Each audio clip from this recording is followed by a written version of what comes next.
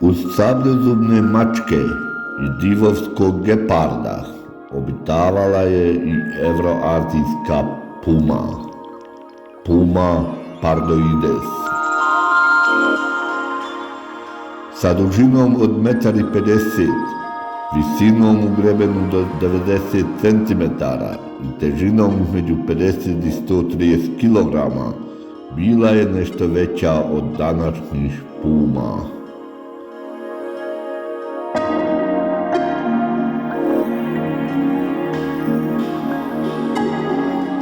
Evrazijski kuguar od kasnog pliocena do ranog plajstocena bio je rasprostranjen širom Evroazije, od Španije i Italije pa sve do Kavkaza i centralne Azije.